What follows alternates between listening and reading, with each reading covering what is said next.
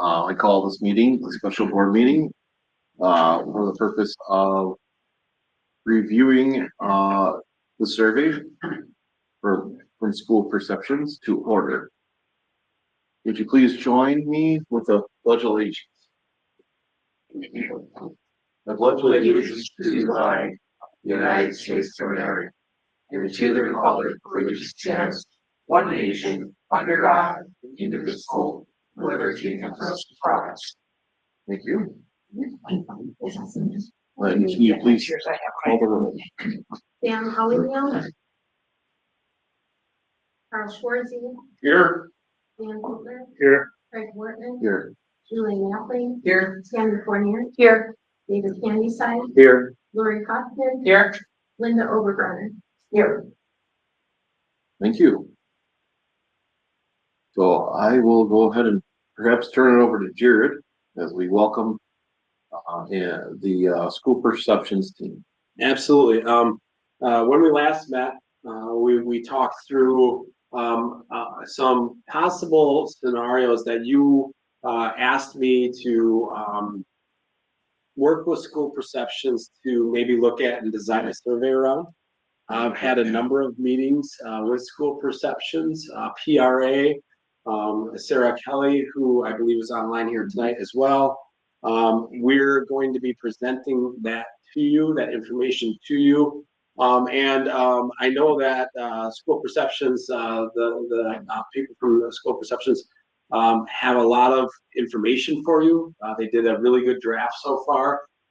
There were some things that made some of our decision making a little difficult. So they're going to ask for some clarification from you, and then also maybe give you some guidance as to how we can get the best data. One of you had asked the question at the last meeting, and you wanted me to bring you the information. You said, well, how successful are they? And then I quickly responded with, first of all, that's a valid question, but secondly, not only is how successful are they, but some of the success in this is not, do we get to a successful referendum?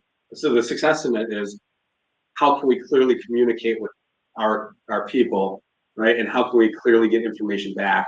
That's a win, whether or not we get to the end goal, which is what we really want. But their response to me was a little jaw-dropping. They said, when school districts work with us, right, and when we listen and we come up with a clear survey, we have been 94% effective in leading the board to a resolution that has success. Okay, so that's pretty good, but that means you have to really listen, and you have to really come up with a clear survey that they believe is also very clear, right, for us to get that kind of information. Okay, so that is some information that I'd share with you. Derek, I guess what I will do is I'll turn it over to you, and you can introduce yourself again and the team, since you're the most familiar face from school perceptions here tonight. Oh, we can't hear you. Oh no, see, this is why I show up in person, because I'm sorry that I can't be with you in person today. My 4-year-old daughter, who has just started junior kindergarten where I live, I got to supervise her tonight, which means don't tell anybody that she's watching Spidey and his friends as we speak. Thanks for having me back. I just want to echo some of the stuff that Jared said by way of introduction to this whole process. And I want to let my colleague Scott Gerard after me introduce himself and spell out some of the details that we have for you tonight. He is our resident expert on the community survey pre-referendum planning side of things. You know me, of course, from staff, student, and parent survey work that I did for the district in the spring, and am setting up again for next spring. So following what Jared said, the role that we play as a company with respect to communities in general and with respect to your community, we understand that school boards everywhere are acting in the best interest of their community, and for that reason they need the community to give them input into what their priorities are and what they're willing to support. And our job is to make that information, make it as easy as possible for them to give you that input to help you plan.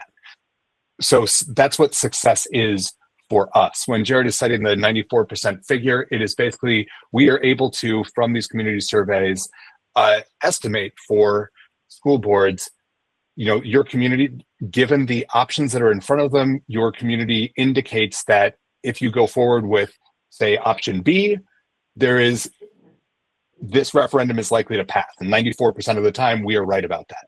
That's what that 94% rate refers to.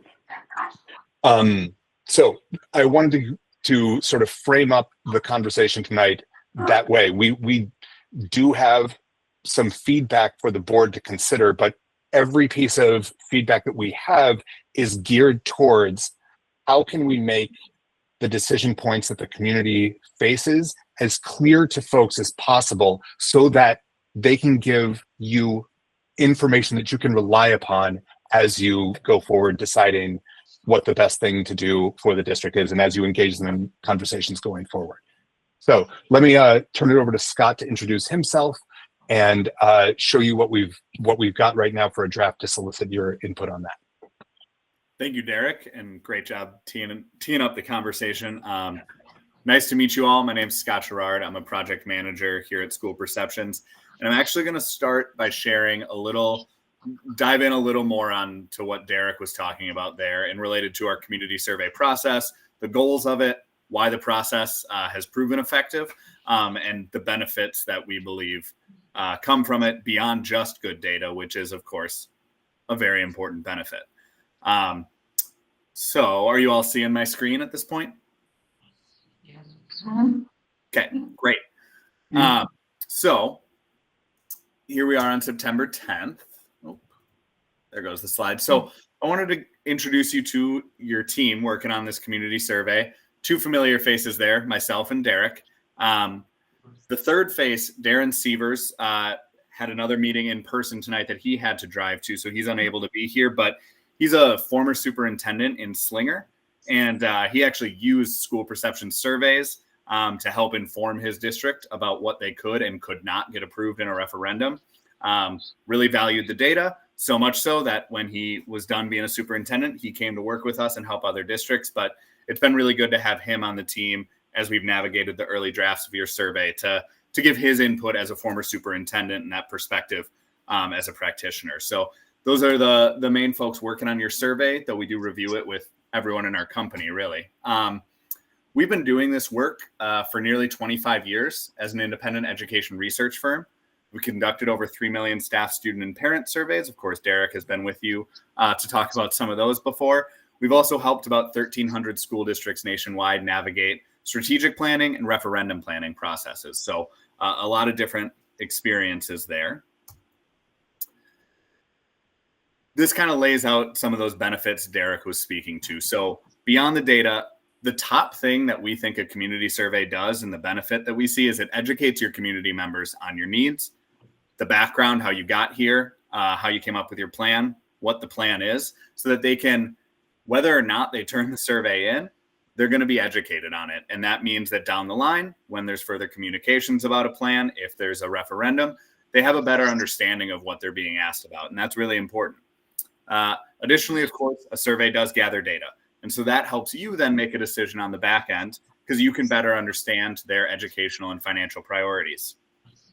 You can establish a tax tolerance associated with potential projects. So how much are they willing to pay for additional funding? You can decide if and when a referendum should take place, and then some basic overall metrics to see how your community is feeling about how things are going.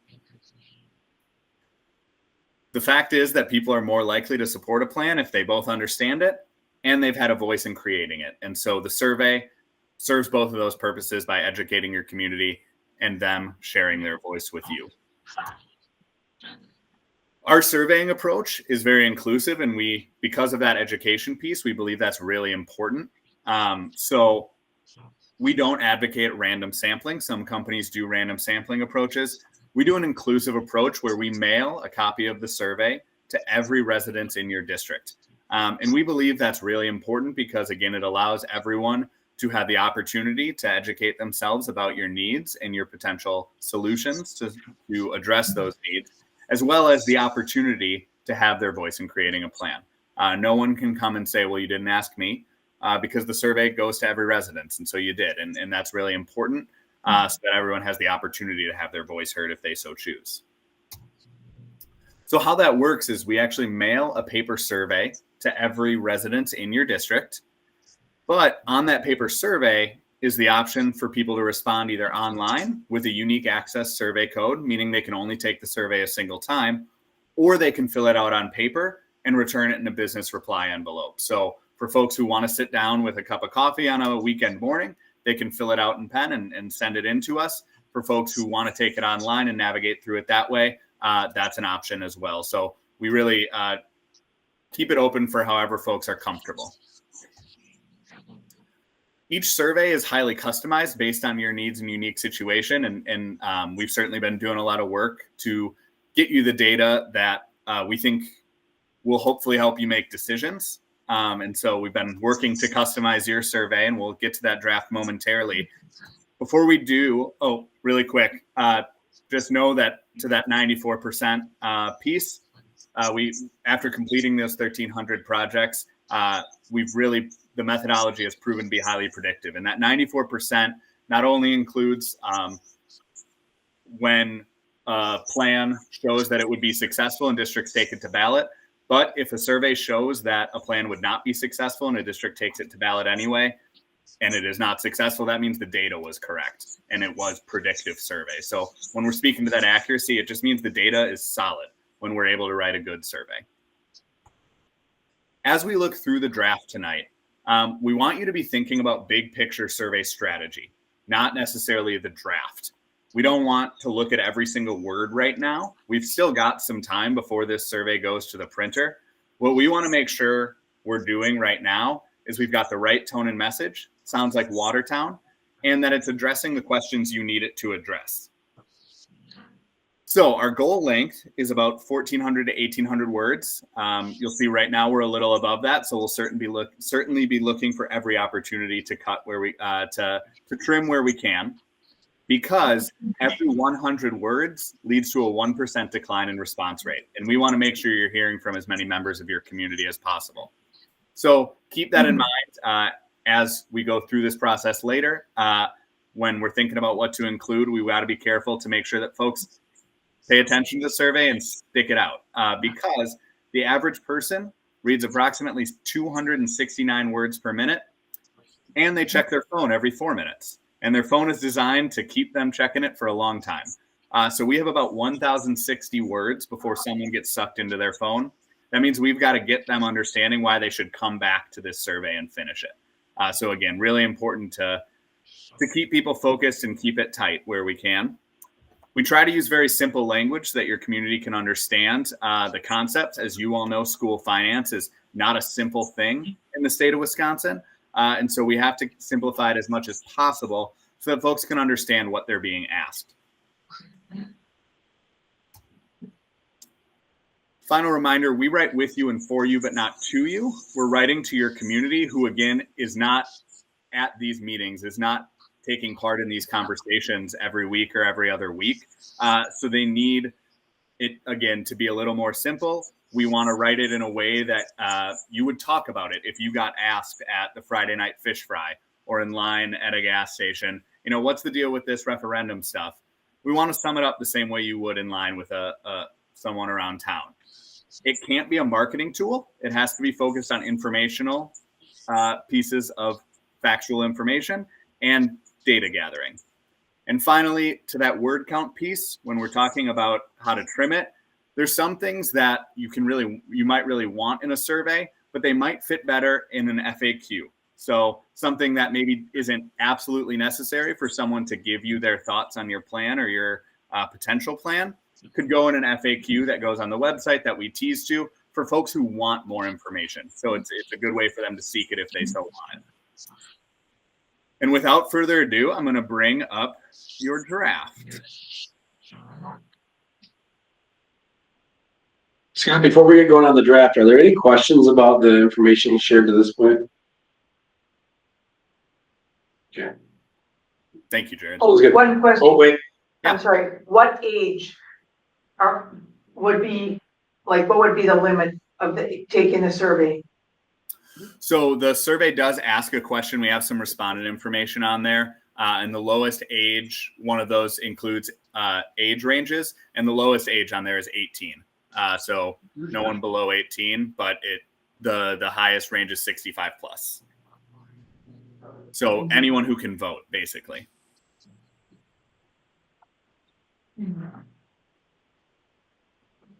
Any other questions before we dive in? Okay. We're good. All right. So what we'll go through tonight is an 8-page survey, which is our typical length. What we have on the first page is the opening letter. And so this is where we look at a very high concept view of the things that folks will be reading about as they page through your survey. So, dear families and community members, the Watertown Unified School District needs your input to help address 2 challenges. 1, a lack of funding. The district has, and you'll notice throughout the document, there's some areas that are highlighted. Those are things that we kind of put in as filler language for now that we think generally fit your situation. But obviously, in this case, we'll get the exact deficit number. In the case of the second bullet there, we'll make sure that those are the things worth highlighting as far as building challenges go. But highlighter means that we're still going to update that, and we know that it needs to be updated. So if you see highlighted portions as we page through this, just know that that's to keep our attention on it and Jared's attention on it and PRA's attention on it so that everyone can make sure we're on the same page. So the district has a budget deficit this year. This is the third straight year of a growing deficit. Capital B bold, this is not sustainable. Without additional funding through an operational referendum, we will need to make more cuts to our programs, services, and staff. The second challenge, aging facilities. 6 of our schools were built before 1970 and need significant updates. And again, this is highlighted the second sentence, but the general idea here is we want to highlight a couple of the major challenges those buildings are facing. So we put as filler, for example, mechanical systems have exceeded their service life and classroom support areas do not meet today's standards. It's become expensive to heat, maintain, and operate all 7 of our school buildings. We are committed to listening to our community to make sure our plans reflect the priorities of our taxpayers. Please take a few minutes to complete this survey. So that's the call to action. We then explain that all feedback will be kept confidential because survey responses are collected by us at School Perceptions, an independent education research firm. It's not going to the district. No one can page through and know who said what in their response here. Below that, this is where folks can understand how to take the survey. So 2 ways to take the survey. Again, there's that online option. So they would navigate to this website. And in this blank spot, the printer is going to print an individual unique access code on every single copy of the survey. What that means is that that person, the survey recipient, can access the survey a single time online. We can ensure no one is taking the survey 3 dozen times to mess up the data. And that's how we ensure the data is reliable. They can also return it to a school office and you all can scan it and send it to us or mail us a batch if you get a significant number, or there will be a reply envelope included with their survey and they can mail it directly back to School Perceptions. And we have some data entry folks who will enter that in to tabulate it. Below that, and it's highlighted right now, but that's just because we wanted to make sure to explain it tonight, the survey code can only be used once. And because of that, in case there's a multi-generational household or 2 spouses in a single household who both want to take the survey, folks can obtain additional surveys. They'll have to call the district office. We will provide additional survey copies, both in paper as well as additional survey codes to ensure that folks who want to take the survey who didn't get one, who only had one in their household, can get that from the district. Below that, we'll have the survey available online in Spanish. So folks who are traditionally Spanish speakers can go online and click a toggle button if necessary to take the survey. We'll print the survey deadline in big, colorful bold so that folks who are motivated by deadlines know when they need to get in gear. And then below that, we explain that if folks need additional support, they can contact the district office. And then so they know the survey results aren't just going into a black box and never to be seen again, These results will be reported at a board meeting and available on the district's website.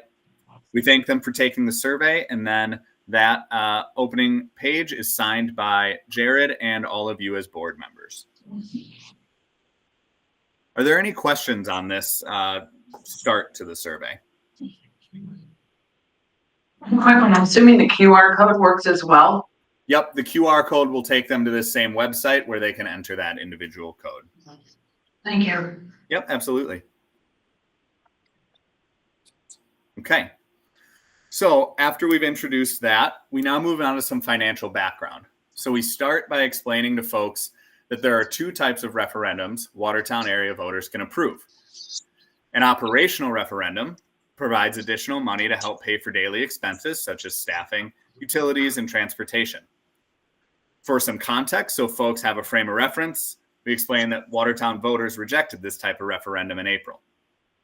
A capital referendum, in contrast, allows a school district to take out a loan or issue debt to pay for major facility improvements. Again, for context, for voters who have been in the district for a while, the district has not asked voters to support this type of referendum since 2012. So we set the base so that some of the language they'll see in the future, they understand what those refer to.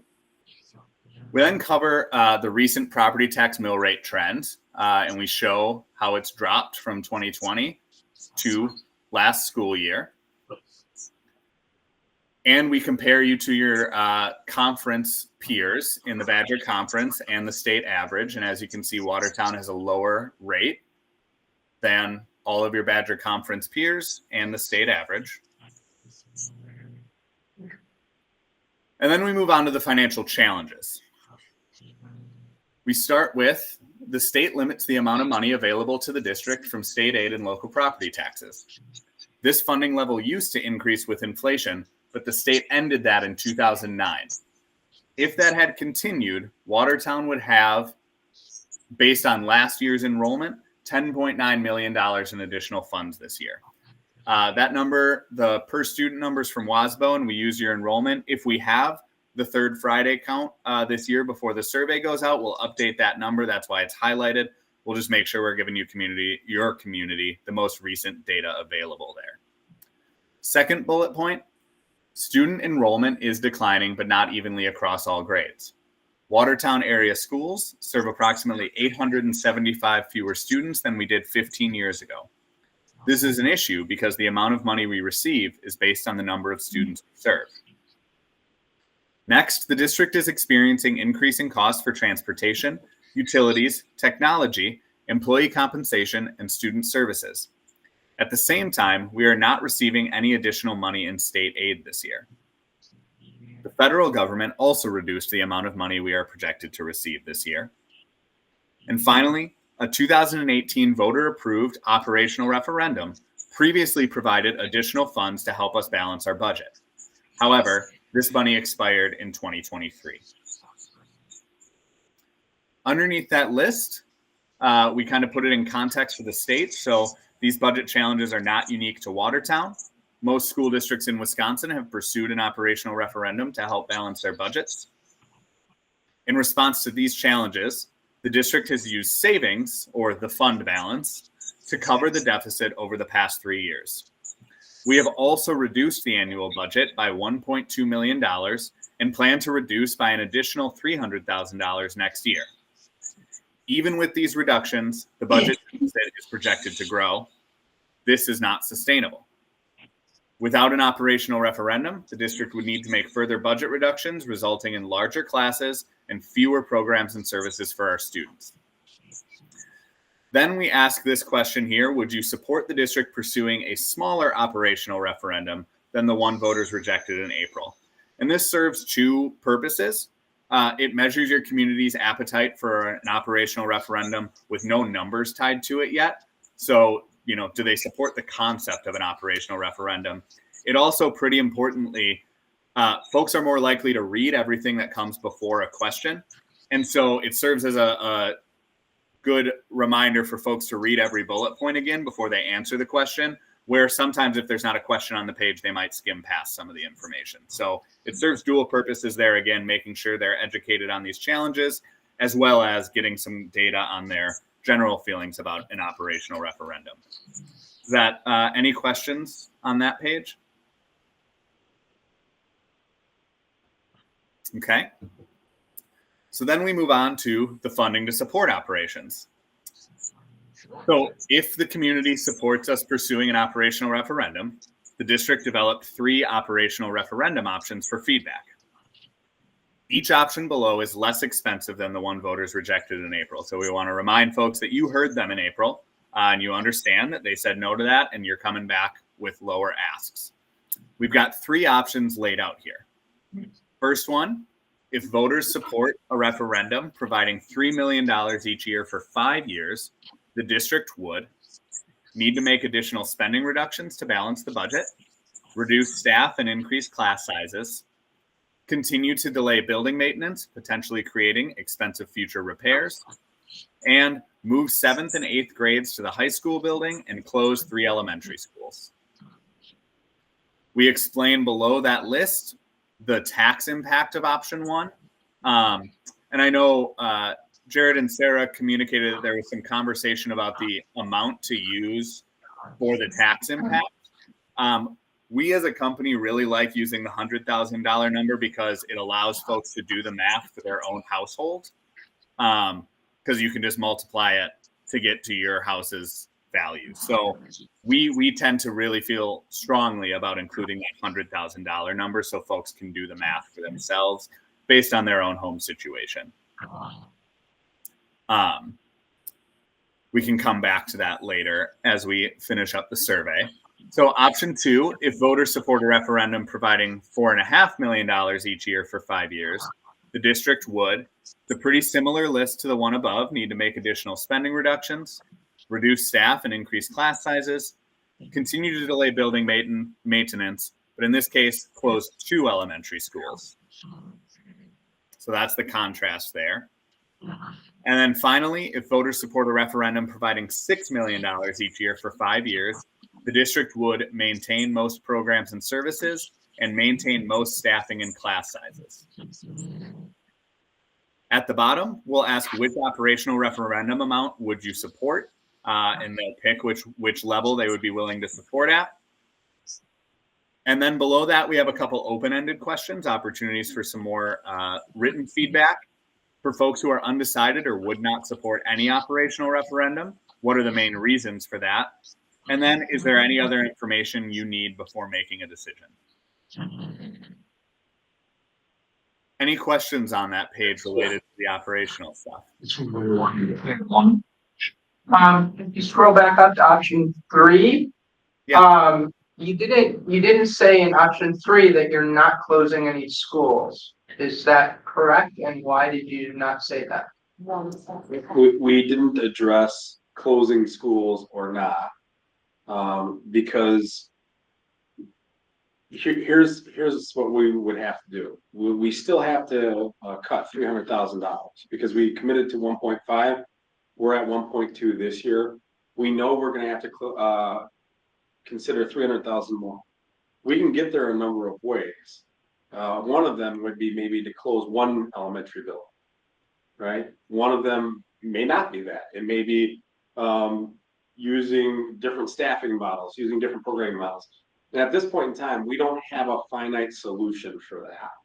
But we're not communicating this clearly. What we're going to do, what the public is going to get for their money, we're not communicating that clearly. So how can they take a survey and have it be accurate? Do you want us to list that we would close 1 elementary building? Because that commits you to it if we list it. Could you list something like, no need to close any buildings? That's not implying we're committing to closing or not closing. I'm asking, I understand. I don't know that we can say no need because, and we had this discussion a little bit earlier. Depending on, not this biennial budget, but the next biennial budget that comes through, right? We don't know what that might come in at. So I don't want anybody to get the idea that we will never close buildings. Right, Jared, but we're taking this survey and sending it out based on the information that's available to us, right? if we're making the survey off of speculation, then we have to throw this all out the window because we don't know what's gonna happen in the next 2 years, and we don't know what's gonna happen if the Supreme Court changes hands and they go in and talk about, Act 20, is it, Act 10? So Like all of those, but I'm saying, I agree with Lori. do you want to commit that you will not close a building if we get the 6 million? I don't think that I was saying I wanted to commit to that more, there is no need, right? Like you're saying in the other two, if this is the referendum you picked, we now have a need that we have to close 3 buildings or we have to close 2 buildings. Right. Expressing the community that if they vote for the $6 million 5-year referendum, we maintain all programs, we maintain all staffing, but there is no immediate need to close any schools. I like how you said it that way, no immediate need. Right. That I think we can all commit to. And I'm not saying it needs to be like that, but something at least indicating to the community, like in this option, I like no immediate need to close a building. Yeah, because otherwise, say they vote for 6 million on the basis that they want to keep every one of their community elementary schools, and then we close the school. Well, that's just a betrayal of trust. So we don't want to go there. So we need to be very clear about that. Yes. And I know that you can only commit to anything 1 year at a time too, right? But if you intend to close a building within the next 18 to 24 months, that's what people would see as immediate need. We can explain anything else 24 months after. Hey, things have changed, right? But if you say in option 3 that there's no immediate need, that means within the next 18 to 24 months, we would not close that building, a building. Should we include that time period in there? We've talked about that. What do these people think? Scott? It really comes down to what you all are comfortable committing to. I think to what Jared was just saying, what you put in this survey is what people will remember. And so if you wrote in here, will not close a building, and then you closed a building, I think folks would get pretty upset and come back with this. So I think you just have to be thoughtful about what you're going to be willing to do and willing to consider. I think you want to make sure you have some flexibility because of potential operational decisions that could be necessary down the line. I think immediate need is probably giving you some good flexibility. I think we had some of this conversation earlier and kind of leaned against including it at all because, again, giving you that flexibility to respond to whatever budgetary needs come up. But if you feel strongly that you want to contrast it with these other options, I think not having immediate need is probably good language to use. And I'll just say that the things that I'm hearing from the board are focused on exactly the right things. You want your community to have the best information. You also want to make sure that you are able to deliver on what they think they are voting for. Those are the key things. Yeah. can I, go ahead, I'm sorry. Well, it would seem to me that has been discussed with the potential closure of buildings in options 1 and 2, to completely ignore it in 3 would be very attention getting to me in receiving the survey. So I actually like this proposed wording. I do think it gives us wiggle room. It gives wiggle room, right? That's wording that I think would be very supportive of saying, listen, if we do get this $6 million, yes, in the next 18 to 24 months, we don't need to close buildings, but we don't know what the future has to hold for us, right? And we're not going to commit past that. I don't mean to say wiggle to be like we're trying to get out of something or do something nefarious, Right. but to just do the right thing. Gives us more But and I've said to you, if we do get that $6 million loan, you won't need to close a building. Could I ask about, so on both of the previous points, it says continue to delay building maintenance, potentially creating expensive future repairs. I think that, I'm not sure if the $6 million need is gonna address that at all, right? But if it's not, we should still be clear to the community, especially if we're trying to engage them to see how they feel about a capital referendum, right? We should be very clear in that question and have it say, in that $6 million referendum, say we're still gonna have to continue to So, delay. so under that bullet point about closing schools, the next thing is to say, we will continue to delay building maintenance, right? Yes, right, I think we should just be. I think you're right. Yeah, I think you're right. Scott, Yeah, that here's clear where just for I have a parallelism. little bit of concern about, the language. It says not have immediate need to close a building. And it comes down the lines of the last ask. I mean, we've communicated out to the public that we're going to make $1.5 million, cut over the next several years.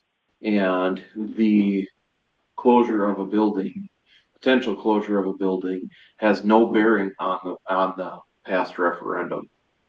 To now say we're asking for less money and then saying, well, maybe not. To me, that sounds mixed messages too. So I do have an appreciation for the flexibility of saying we still have that $300,000 that we need to account for, but we don't know where that's coming from. And in some respect, when you have access capacity in your buildings, doesn't make sense to keep all buildings operational, even if you get a referendum passed. So I prefer personally to have the flexibility in there. I don't know what the right answer is though. I think my point of contention is not about, I understand what you're saying, right? Like we've discussed having potentially closed building, but I think if there's gonna be 4 bullet points for the 2 above, we should address the same topics in the last question. However we articulate that, it should still be addressed, right? Like, Yeah, I think they're looking for that. I see that. Yeah, I kind of like, yeah. Put it in there. I don't, okay, that's nice. I don't love exactly what I wrote. Oh, it's like, Right. okay, roll the dice, give us the The, $6 million.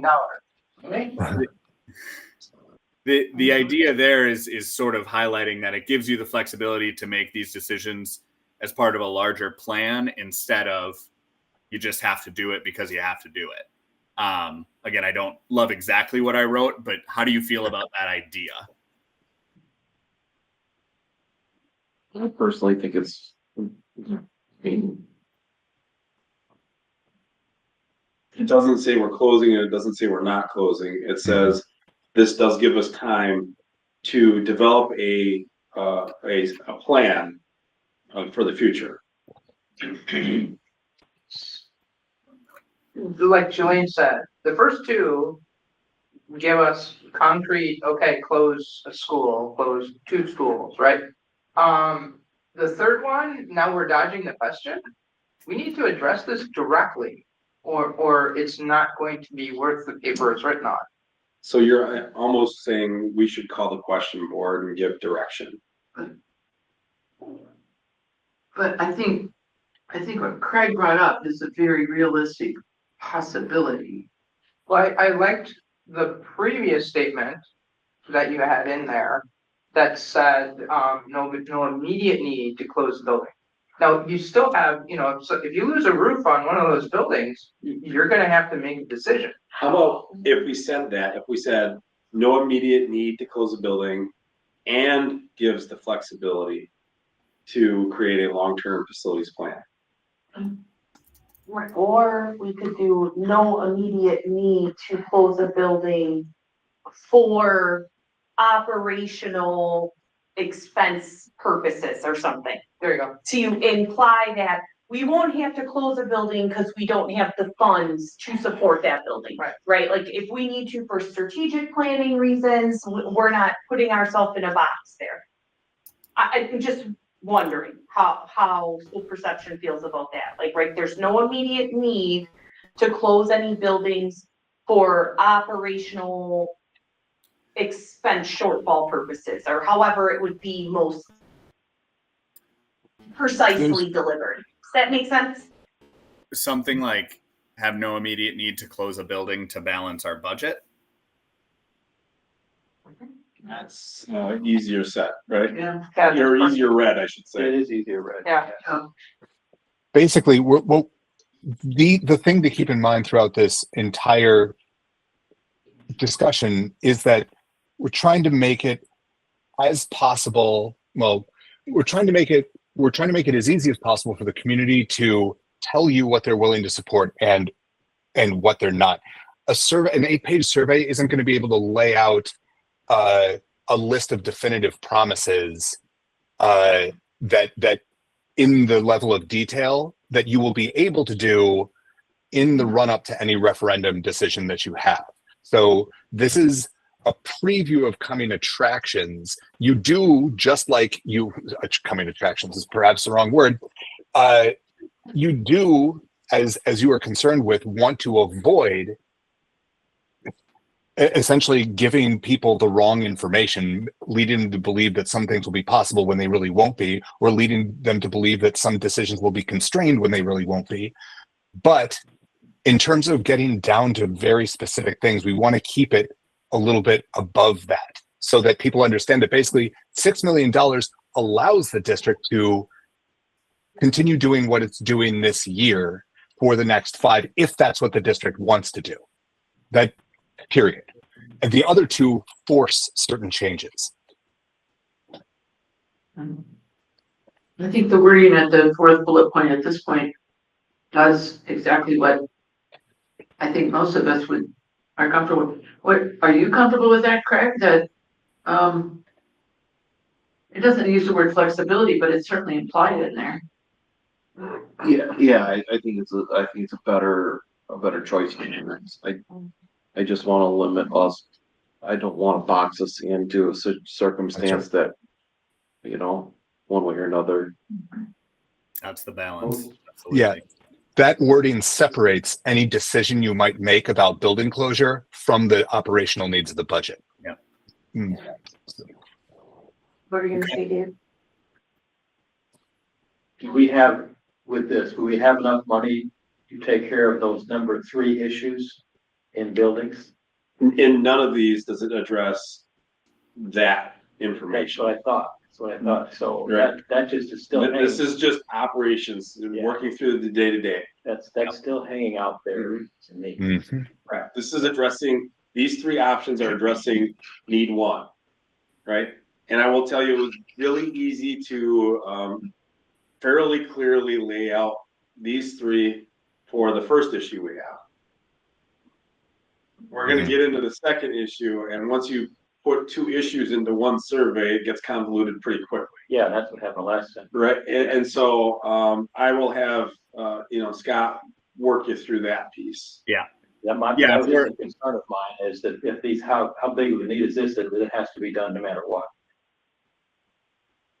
Well, I think everybody on the board knows, the first and most important thing is making sure that we can keep our doors open and provide good education for all of our students and all that, right? If we don't pass an operational referendum, we're gonna be in trouble.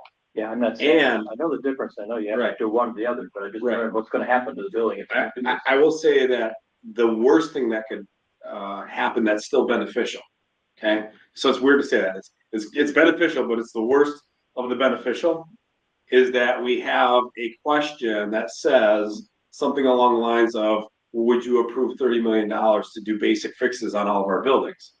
Right? Because it's beneficial in that all of our buildings will be fixed, but we won't be able to operate them, right? It doesn't So help us. what you're saying is, and I understand that, what you're saying is that we're not touching any of those things because we're only doing operational things. Even though they may need fixing, it's not gonna be, even though it's a level 3, it's not gonna need it. I think one of the things that we talked about is addressing the most important thing first. And then through this survey, still getting important information to say how within the next 18 to 24 months can we come back to you with the second need, you know, and what that's going to look like. We still need really good information back from you to help us start that design process or that planning process. It might be helpful if we go through the next 2 pages, and I don't mean to cut you off, Jared, but I don't want you to have to explain our survey for us either. Yeah. I do think the next 2 pages will help lay out where this is. I will leave it to professionals. Layout. Yeah. So we move on from the operational, and there's a blank page there. And now we move to the facility side.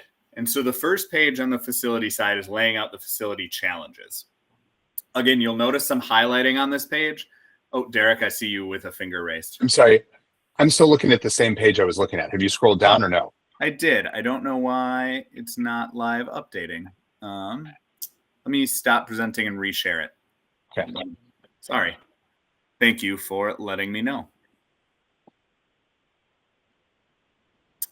And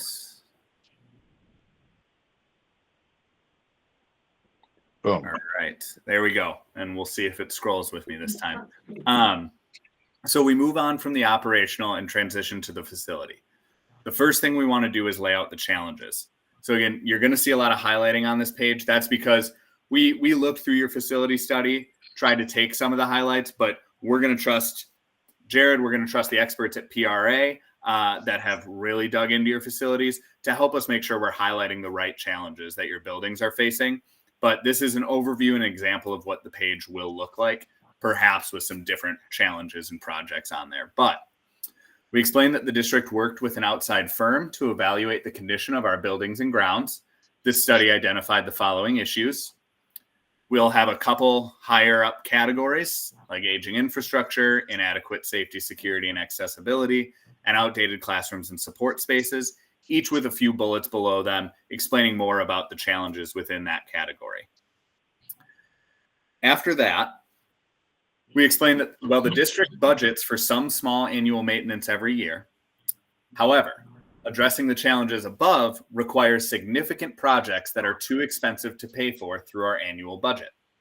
Therefore, the district would need to ask for voter approval of a capital referendum to pay for them. So we refer back to that capital referendum explanation we mentioned earlier, so folks know we're talking about a different thing than the operational. We've got some space for comments, suggestions, and questions. And then this is the page where I think we'll have to really focus the discussion. We'll get to what you were asking about. So we talked a lot in our team. We talked a lot with Jared. We talked a lot with PRA. We looked at the facility stuff. And what we thought was a good survey focus to go along with the operational ask here, where you're getting specific data about a potential April ballot measure, is to do what we would call a planning approach. You're kind of letting your community know what some of the decisions that are ahead of them are, where the district is at in its thinking, and asking them to offer you feedback now so that when you come to them with a potential actual referendum plan, you're able to incorporate their feedback in that plan as you create it. So what we say on this page is we call it future facility planning because it's looking ahead. And we explain that while the district could update all 7 buildings and continue to operate them, projections show enrollment will continue to decline. This means we will have unused space in our buildings. Because it is not possible to selectively heat and maintain portions of the buildings, money would be spent on areas that are either not used or are underutilized. Reducing the number of schools would make it easier to balance class sizes. It would also reduce the number of teachers that have to work in more than one school and make it more efficient for those that do, as they would have fewer buildings to travel to. This will result in teachers spending more time with students and reduce travel expenses. Therefore, The district believes that now or in the future, the most responsible use of taxpayer dollars is to consolidate our schools into fewer buildings. This will require a referendum in the next 18 to 24 months. And we have an open-ended question. As the district continues to plan for our facilities, what comments, questions, or suggestions would you like to share with us? So this sort of teases the idea of a future capital referendum, acknowledges that consolidation, whether it's now or in the future, is likely coming, and that you want your survey takers' input on that and thoughts on that as you come up with a final plan to take to them in a potential referendum.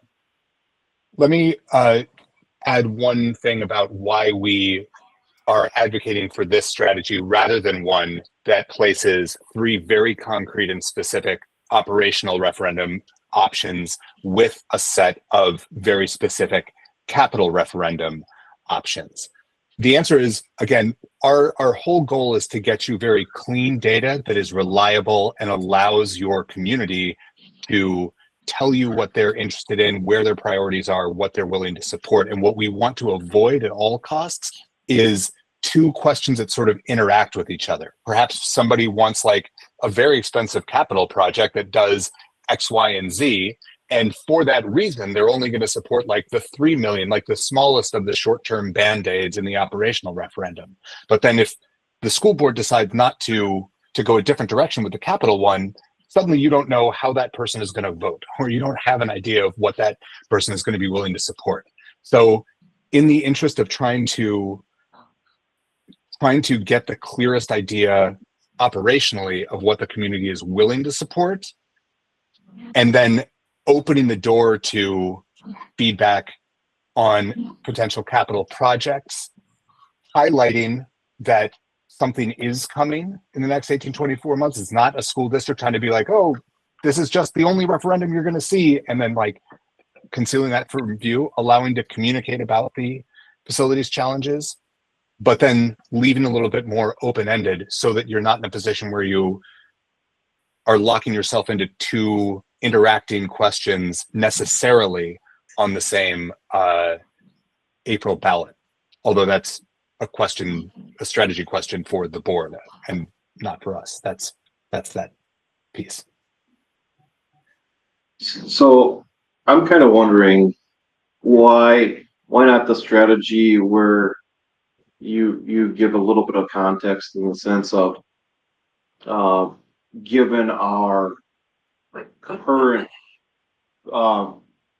identified facilities maintenance needs over the next 20 years, we're expected to spend $108 million to maintain our current buildings, or another strategy of saying in the next 5 years we're expected to have a need of roughly $30 million to maintain our current buildings, which is eminent, versus this particular strategy. Speaking personally, I have no problem using those specific numbers in this sort of thing. No, we could certainly add more context about the numbers if you think it would help your community understand where things are headed. I have no problem. Well, I mean, I think one, if we're utilizing this as potentially a way to help the public gain some sort of a perception of the reality of the situation, that including some of those numbers is helpful. Sounds great. No, that's perfectly reasonable.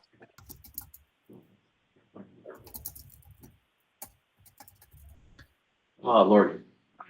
So I'm having a problem with the word update. Generally, if somebody says they're updating their kitchen, it means they're installing stainless steel appliances and marble countertops. That's clearly not what we're going for. We're going for something like streamline or economize or something else. Is there a reason you put update in there? Well, that's not about streamlining or economizing. This is basically like we could do the basic maintenance on all 7 buildings and continue to operate. We could keep them functional. That's what update means. It basically just means take care of We just say- superficial repairs. But if that's unclear, then that's a word that we should change. Well, it might be just me, but it's very unclear to me. It seems misleading. Yeah, we could say something like needed but basic updates or repairs. Pay for basic repairs. I Or can- necessary. I can- Yeah, I can understand that concern. Absolutely. So it's something like you said right there, necessary, comma, basic repairs at all 7 buildings. That's what you're talking about, right, Laurie? Yeah. Okay.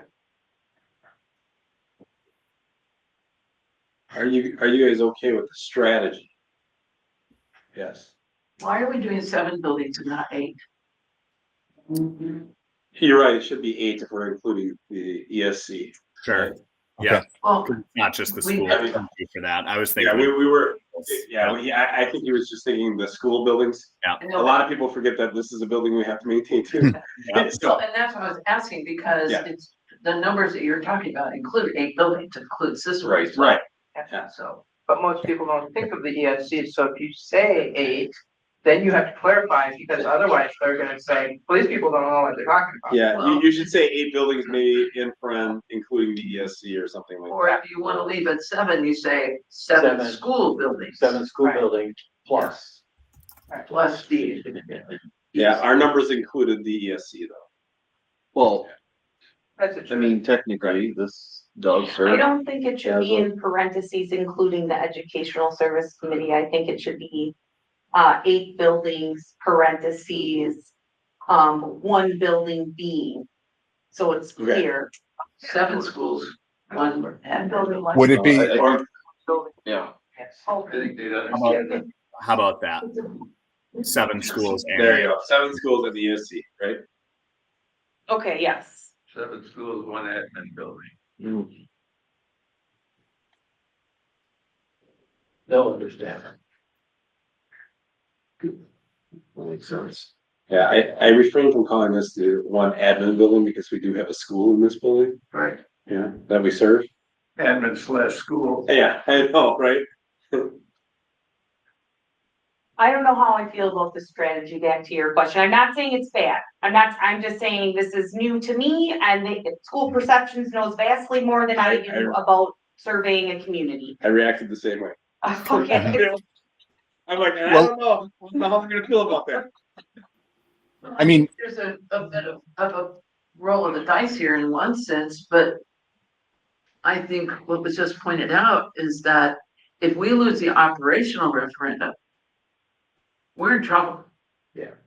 And so combining it with the capital one puts us at a certain amount of risk of the capital one being improved. And I mean, the scenario we painted is very, very realistic. Approve a capital and then reduce the amount of operational or defeat the operational. Right. So then you're building rich, so to speak, but you can't run it. You can't use the buildings because you don't have the operational money. So, but I want to make sure I understand, you gentlemen put this together, so in cooperation with Jared and others, I'm presuming here in the ESC, that we would then come back in 18 to 24 months, probably, I mean, with our strongest capital referendum. Well, that's why I started warming to this as we were talking about it. Trying to see how both of those would interact in 1 ballot and 1 survey even, before we even get to a ballot, was difficult. If we talk just operation and we finalize that project, right? We then can say, okay, we told you we had other needs, right? We're gonna go back to some of the basic survey questions we asked, starting that conversation. But then it gives us the ability to ask full detailed questions about not just, not a big, huge addition and restructuring and all that.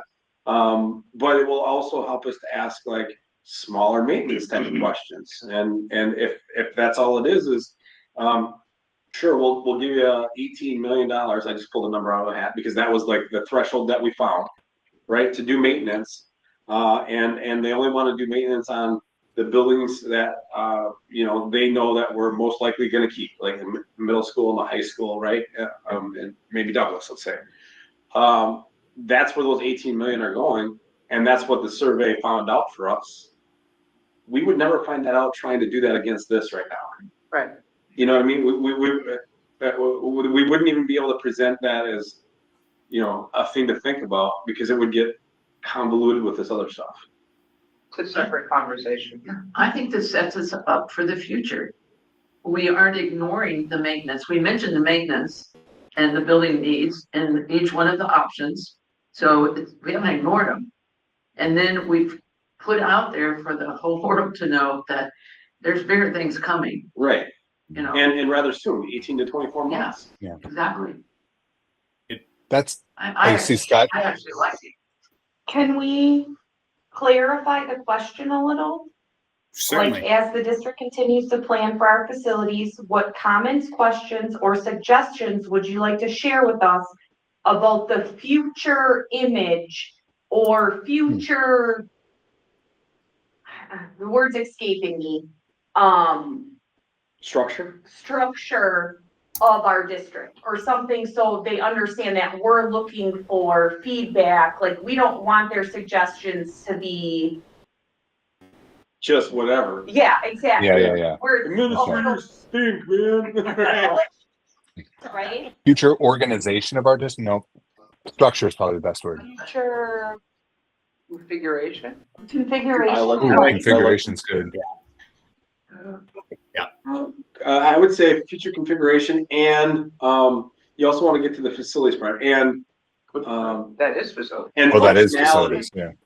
Yeah, Yeah, that's good. I like footprint. footprint, but also functionality of our buildings, right? We want to know about functionality of our buildings too, right? Feedback on that. No, Hold on. because I'm sure they're pulling their hair out. How are we going to get this down to Right. 1,060 words. Don't worry, You we'll would strike. we'll wordsmith it down after we get the ideas on there. Yeah. This is ideas tonight. We're early Yeah. enough. We want your ideas right now, and then it's our job to cut them back. I like this. I think this is a fine question. A little wordy, so I might play around with it, but it gets at a good idea. Yeah.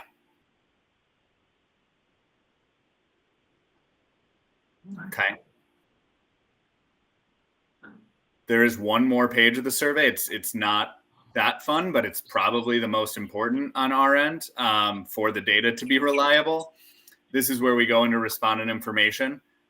This is the age question. And then we ask, is your primary residence in the Watertown Unified School District?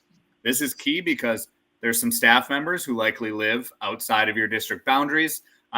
There might be open enrollment student families, things like that. When we're looking at the potential outcome for an operational referendum, we need to know who can vote. You know, who among your survey takers will be able to vote in that referendum. So we're able to use this to filter the responses. We ask, in which municipality do you live? That sometimes it's interesting, sometimes it's not. Sometimes there's pockets of support or opposition. Perhaps it's because of a recent tax increase in a specific municipality or something like that. And it allows you to look down and dive into the data and figure out if there's specific messaging or conversations you need to have with parts of your community. We ask if they're an employee and if they have children attending a school. That allows us to break your respondents down into 3 key groups of staff, parents, and then the biggest group are going to be those no and no folks, the non-parents, non-staff. Those are the biggest group in your community. They're also the least connected to the school. And so it's really important to hear from them and be able to understand specifically their thoughts on this, given the impact they would have on an election.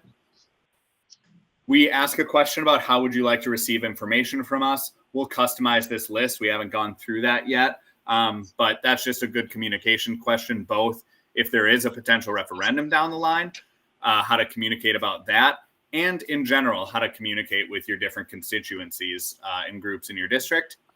And then we ask a big overall satisfaction question on a scale of 0 to 10, how likely would you be to recommend the district to a friend or family member?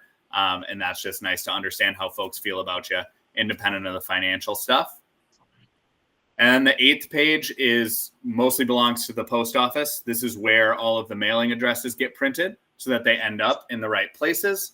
We do, in case someone gets it out of their mailbox and puts this down up on the upside of their dinner table, we explain that there's a school survey enclosed. We'll add that district office number back here, and we'll put the deadline down here. So folks, again, who are deadline oriented like myself, know when we got to get into action. And that's the 8-page survey.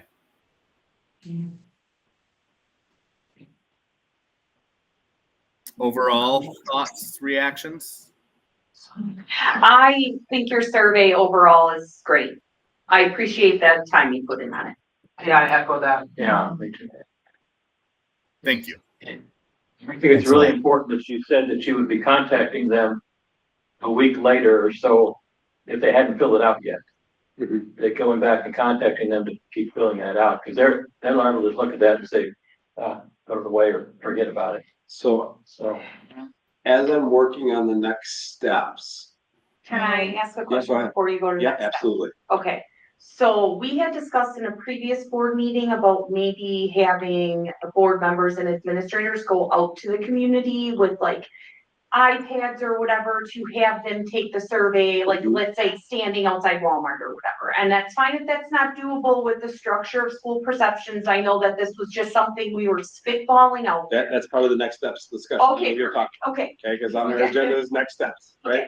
Alright. So, as we move into the next steps, before we get into the discussion about, how are we going to do those informational type meetings around the survey, how can we, help facilitate you taking it and stuff. Next steps on, finalizing the, final draft, or as close to a final draft as we can. We call it the drafty draft, right? Which is you drafted it up so many times, it's like almost there.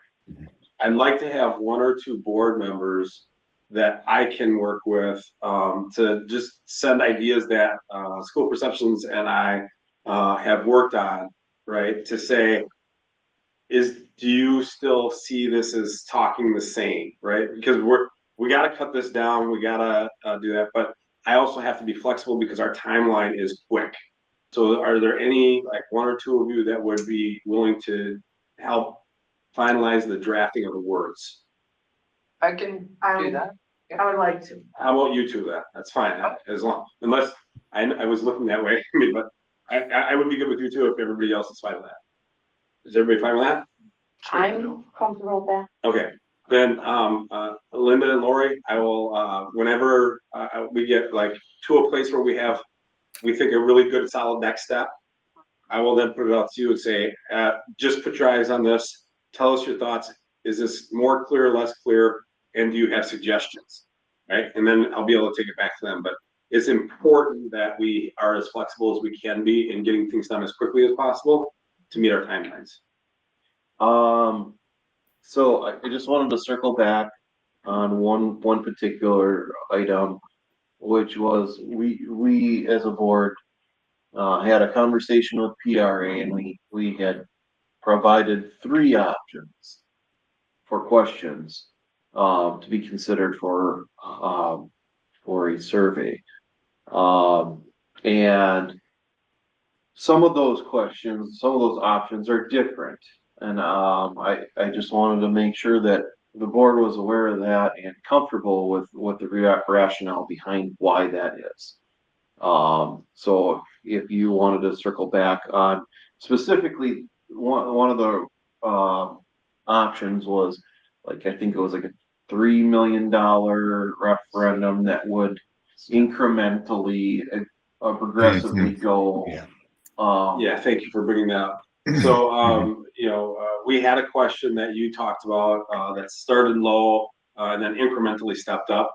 I won't speak too clearly for school perceptions, but they basically said those are getting harder and harder to explain and get correct information back on. And they're trying to advise clients.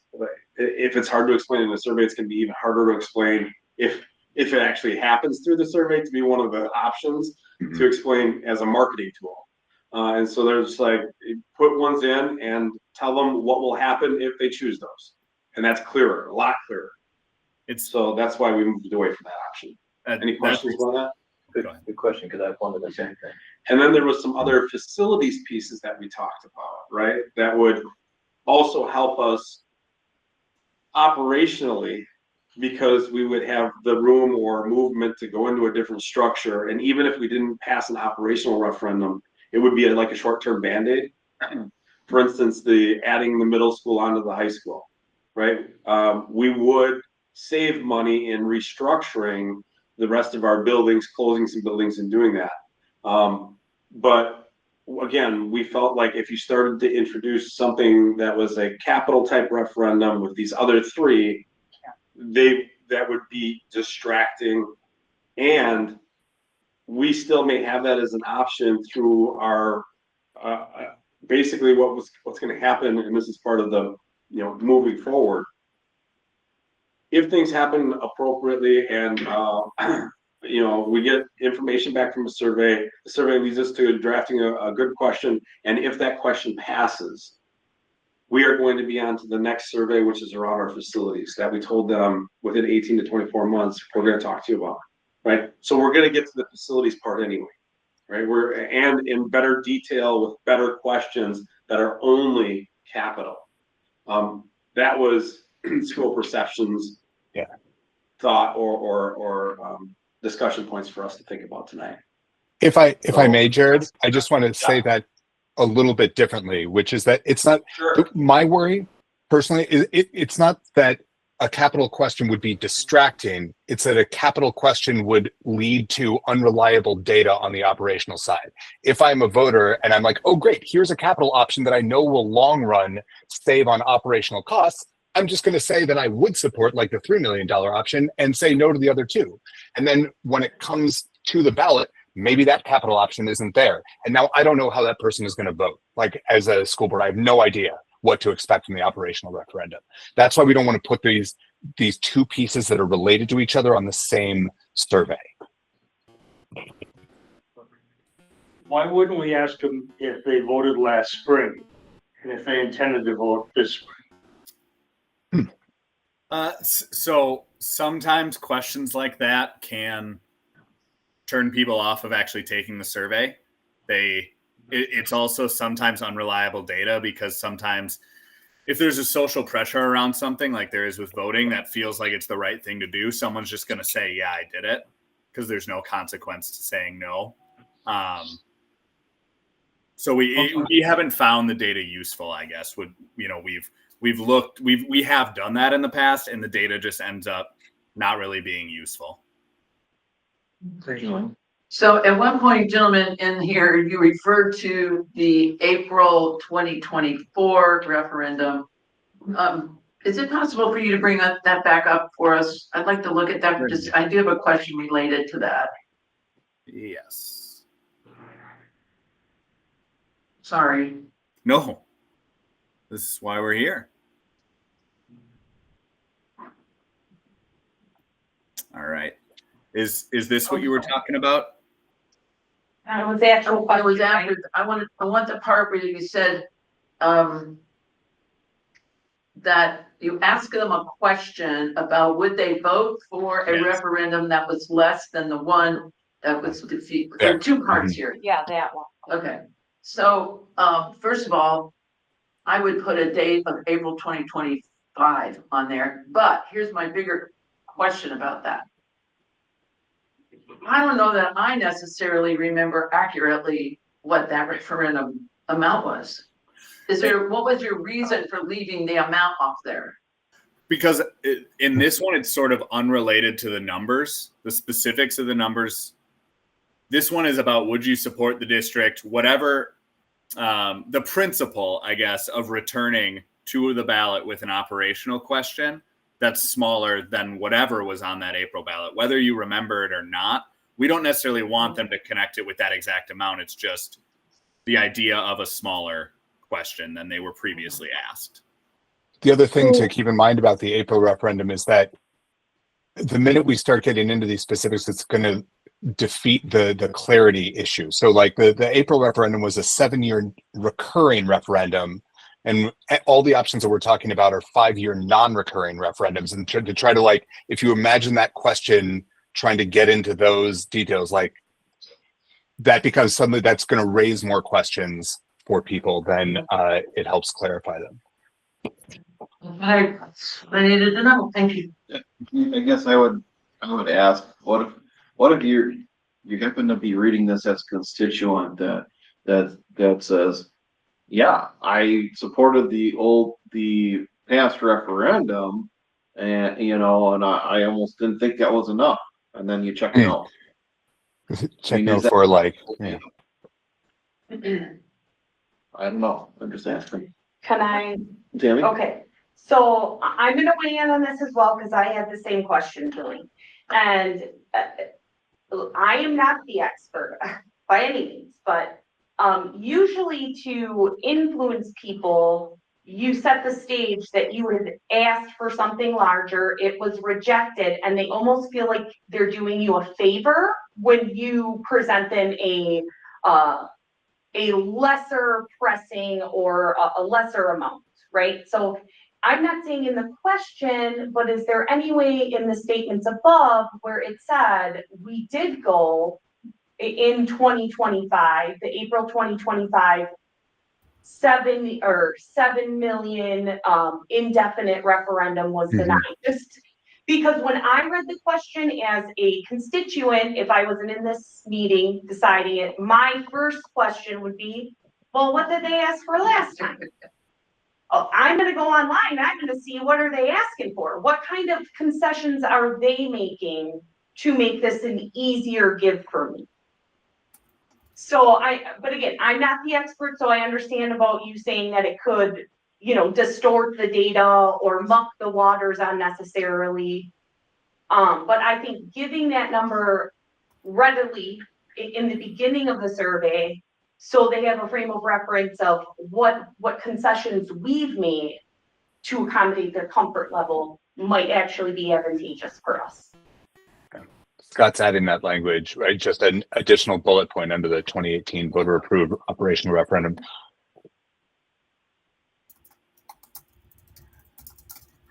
That would have.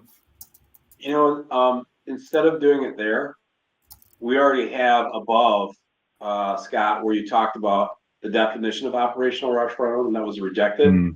You could put the number right up in there and save a lot of words. Yeah. Yeah, and I'm cool with wherever it is. I just think somewhere on the survey, it should state what our previous ask was. It might entice them to be more willing to vote yes for the referendum, because we did greatly make concessions before bringing it to referendum again. Yeah, I think that's really important. School for sections to weigh in on that. Yes. Oh, I wanna know what both of you think. That I have no problem with that. Yeah. Speaking personally, I think I don't have a problem with it. And if you all think that that's important for your community, this is where it's your survey, and we want to reflect what you think your community needs to hear and what they're going to respond to. So I don't think it creates any problem that I would push back against. If that makes sense. Right, so it doesn't color the accuracy of the survey? that's No. right. No, it doesn't. And I In think fact, like- actually up here, as Derek was speaking to, if we tried to fit it in with the question or right before that question, it starts to complicate things. But here it provides context that then people have in their head as they're reading the rest of the survey. Scott, and or Derek, in some of the surveys that you put out, before you get into the options, you also ask a mill rate tolerance type question. Is there a reason that we're not thinking about that here, or? We always only do the mill rate tolerance related to specific plans for operational. Tends to be the approach, because it's hard for someone to say how much they'd support when they don't know what it is they're supporting. If there's no information on what it is, it's just kind of a general number, and then I would not support anything if there's no plan attached to it. So you want the plans to come before sort of that test of the tax tolerance support. Can we just go back up to the correction you made and add that the referendum we asked for had no sunset or was indefinite or something to show that we have adjusted where we are not asking for indefinite funds, but we are now putting an end date on the referendum for our constituents. That was the biggest complaint I heard. Yeah, for sure. Recurring. Yeah. Scott, that referendum would have provided 7 million, would have each year on a permanent basis. Permanent basis. That's Yes. thank you. I couldn't think of a good Thank word. you. Thank you very much. Yeah, well, do it. That's good. English degree coming in handy. Whoa. We're looking like 8th grade level. Well, actually, Yeah. when he was presenting on this, he said recurring, and I said, okay, clarify. You mean forever? Yeah, right. Forever unless the board says we're done. Yes. Yeah, and the other thing that's really important is that I hear back is, I want to see some cuts. And that they need to know very strongly on this, that this is what's been cut, and you've done that, you just talked about that. Right. You made some kind of concessions and you cut some money, and they need to know that. Yeah. Okay, so, anything else on the survey itself or next steps leading up to finalizing the survey? No, I think school perceptions, you did a great job. Oh, yeah. Thank you. very Thank much. you. Thank you so much. Can I ask one quick question? Yeah.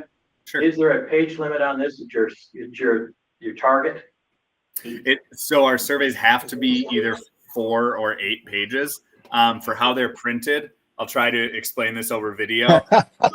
So wish me luck with my hands here, but it's an 8-page survey as you have right now is 2 11 by 17 inch pieces of paper that get folded into 8.5 by 11 pieces of paper, and then you can page through them. But that means that it has to be in 4-page increments. I don't think we've ever done a 12-page survey because I think the response rate would be terrible. So 4 and 8 pages is our typical amount. So then, I think that, moving forward, for continued planning, when we get this survey to the next step, which is almost finalized and we're getting ready to send it out, we're gonna have another meeting to approve that. At that time, I think we should talk about delivery options and support options for Okay. taking the survey. Okay. Right, because it Great. will be much clearer for us what we're actually dealing with when we get to that level. Okay. Okay? All right. I don't have anything else then. Me either. So we hit, pretty much every part of our agenda, including next steps discussion. Oh, look at right at 8:15. Do we have any other closing questions or comments or thoughts? Okay, well, hearing none. Thank you both. Thank you. Good evening, everybody. Thank you for having us. I appreciate it. Thank you for, Pleasure. all right. Well, so without further ado, Before you adjourn, I just have a quick question. yes, Did I miss how much this thing is gonna cost us to do this survey? No, it was in the, it No, was in their it's- presentation. it's- Oh, in the presentation now. Yeah, if you look at the attached documents. Yeah. Yeah. It was. It was very reasonable. Yeah, Yes. thank you. okay. Do I hear a motion to adjourn? So moved. Second. Moved by Tammy, seconded by Lori. All those in favor? Aye. Opposed? Adjourned. Is everything on? 8:15. Yeah, yeah, grab it.